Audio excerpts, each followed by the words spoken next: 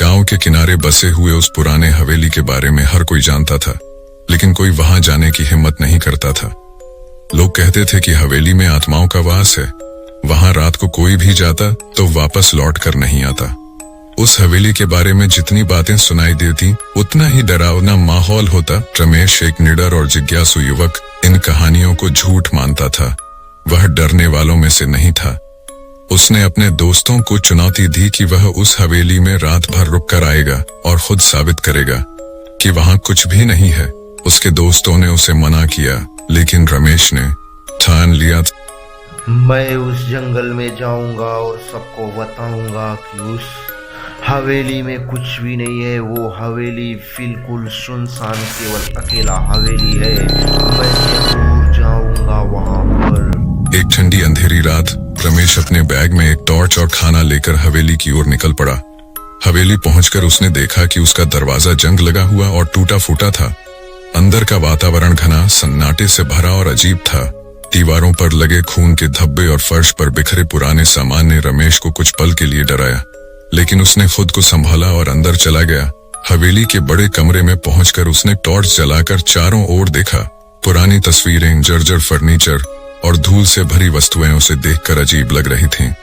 तभी उसकी नजर एक खिड़की के पास रखे झूले पर पड़ी। झूला धीरे धीरे अपने आप हिल रहा था, जबकि वहां कोई हवा नहीं थी। रमेश का दिल तेजी से धड़कने लगा, लेकिन उसने इसे अपनी कल्पना मानकर नजरअंदाज किया।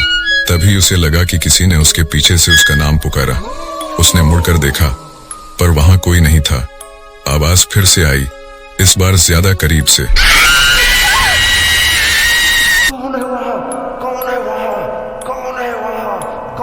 अब रमेश के शरीर में सिहरन दौड़ गई।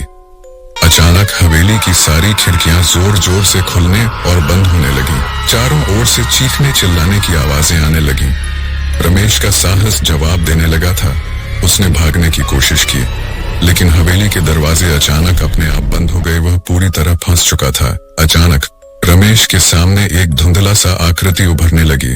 तभी उसे लगा कि किसी ने उसके पीछे से उसका नाम, वह एक औरत की आत्मा थी जिसके चेहरे पर खून के धब्बे थे और आंखें पूरी तरह से काली। वह धीरे धीरे रमेश के पास आने लगी।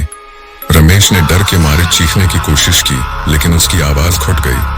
वह जहाँ खड़ा था वहीं जड़ हो गया। उसने देखा कि औरत के खून से सने हाथ उसकी ओर बढ़ रहे हैं। तभी अचानक कमरे की सभी बत्तियां एक साथ जल गईं। वह औरत एक डरावनी चीख के साथ गायब हो गई, लेकिन उसके पीछे एक खून का दाग फर्श पर रह गया। रमेश किसी तरह दरवाजा खोलकर बाहर भाग निकला, लेकिन जब गांव पहुंचा तो उसकी हालत खराब हो चुकी थी। उसके बाल सफेद हो गए थे और उसकी आंखों में वही खून का दाग चमक रहा था। वह कुछ भी बोलने की स्थिति में नहीं था।